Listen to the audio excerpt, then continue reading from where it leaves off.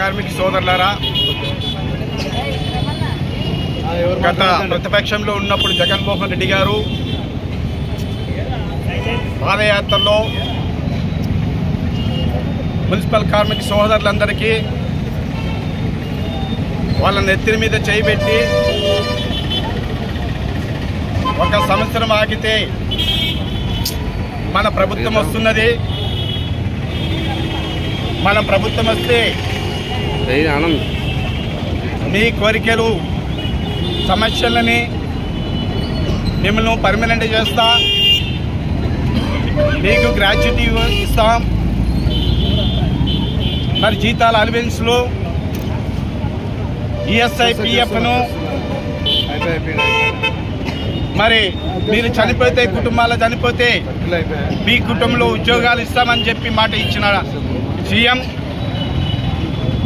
తర్వాత ఎన్నోసార్లు అధికారంలోకి వచ్చిన తర్వాత కార్మిక సోదరులందరూ మా జగనన్న మాకు మాట ఇచ్చినాడు అని భరోసా ఇచ్చినాడు అని నమ్మి కార్మిక సోదరులందరూ అతని ముఖ్యమంత్రిగా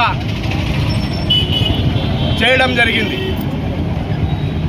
మరి ముఖ్యమంత్రి అయిన తర్వాత మరి మా సమస్యలు పరిష్కరించమని చెప్తే మా సమస్యలు పట్టించుకోకపోగా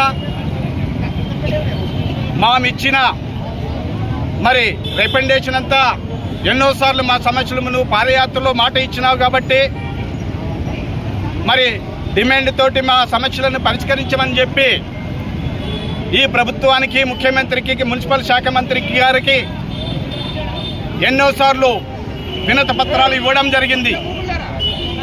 మరి వినతి పత్రాలను తీసుకొని పరిష్కరిస్తామని చెప్పడమే తప్ప పరిష్కారానికి ఎక్కడ నోచుకోలేదు ఈ ప్రభుత్వం.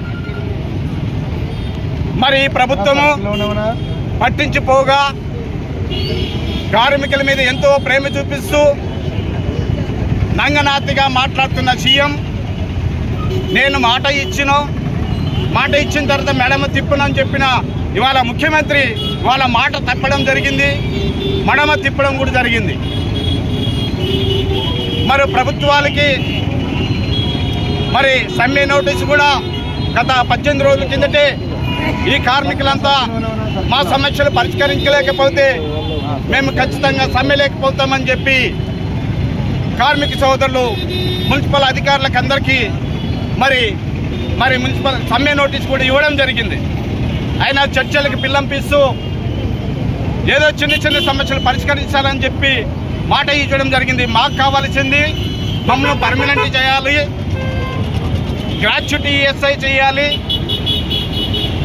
మరి చనిపోయిన కుటుంబాల్లో ఒక ఉద్యోగం ఇవ్వాలి, కనీస వేతనం 26,000 ఇవ్వాలని చెప్పి మమ్మల్ని ఎన్నోసార్లు చెప్పడం జరిగింది. కాబట్టి మరి దీనికి సమ్మె కారణము మరి ఇప్పుడున్న మున్సిపల్ శాఖ మంత్రి, ముఖ్యమంత్రి గారే దీనికి కారణం మనం బాధ్యత వహించాల్సిన అవసరం ఎంతైనా ఉందని చెప్తూ ఈ అవకాశం ఇచ్చిన మీ అందరికీ ధన్యవాదాలు చెప్తూ నా పేరు రాజు, IFT జిల్లా కార్యదర్శి.